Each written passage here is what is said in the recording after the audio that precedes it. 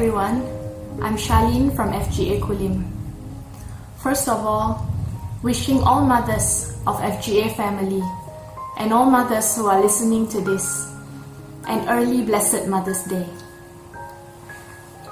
There is a saying that goes like this: the mother is the first teacher of the child. The message she gives that child gives to the world.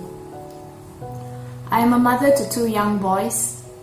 Nathan is turning 6 this month and Ezekiel is 2. I'm not sure about yours, but my children are not only active, but they're also like sponges. They seem to soak up everything they see. Show them a video once, and the next moment they're singing the very same song. Many times they do and say the same things that my husband and I say and do. My husband and I recently switched to You-Do, and there was this little tune that I made up that goes like this: You-Do, You-Do, Daddy loves you. After a few days, we were playing together in the hall when Ezekiel started singing that very same tune: You-Do, You-Do, Daddy loves you. We were so surprised, but at the same time, it reminded me of how important it is as a mother to be careful of what I say and do. The Bible says in Proverbs 22 verse 6, "Train a child up in the way he should go, and when he is old, he will not depart from it." Today I want to share with you about one mother in the Bible who truly exemplified Proverbs 22 verse 6. Her name was Jochebed. She was Moses' mother.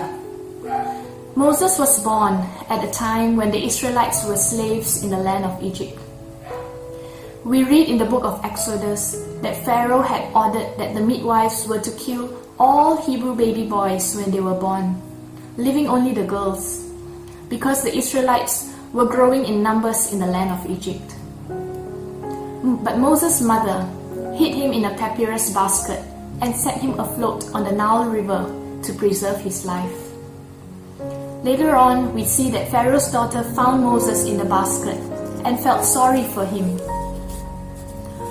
We read in Exodus 2 verse 7 to 10, "Then his sister asked Pharaoh's daughter, 'Shall I go and get one of the Hebrew women to nurse the baby for you?' 'Yes, go,' she answered. So the girl went and got the baby's mother.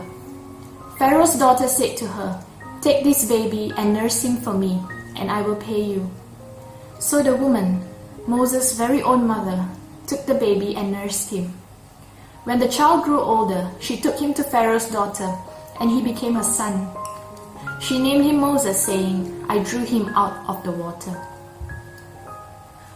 We know little about what Moses' mother taught him, but we know that when he grew up in the luxurious life in the Egyptian palace, he had all the pleasures the world could offer.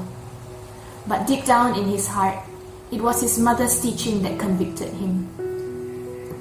In Hebrews 11, Moses was listed in the heroes of faith.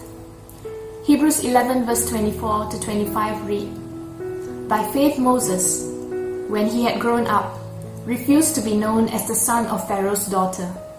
He chose to be mistreated along with the people of God, rather than to enjoy the fleeting pleasures of sin." Such a short time Jochebed had with her child, maybe at most 2 to 3 years. But how she left an impact on Moses' life. This is my prayer too, that God give me the wisdom to train my children up in the way they should go, so that when they are old they will not depart from it. Being a working mother of 2 young boys, it is very challenging for me. When someone told me that you never stop learning, I thought that when I completed college I was done with learning. But then I became a wife. I found myself learning how to cook, how to clean, how to manage the house. And then I became a mother. I started finding myself learning all over again, this time how to be a mother. And many times I find myself failing over and over again. Sometimes I think that getting a degree is so much easier than being a mother. Oftentimes, it is my husband who has to remind me, Sharlyne, be careful of your words. Sharlyne, be careful how you speak to the kids. Sharlyne, don't shout. Sharlyne, don't scream. Sharlyne, relax. That's his favorite. Sharlyne, relax. Take it easy. The kids are still young. Let them play. Let them grow. And then there are times I find myself just sitting in a corner, feeling so tired and stressed out from work and cranky kids. But by the grace of God, I am still learning. I try to spend as much time with them as I can, because very soon, time will pass and they will grow to be teenage boys. God has entrusted these little precious lives into my hands. God has entrusted these little precious lives into your hands. And it is only through His wisdom that we can impact our children's lives.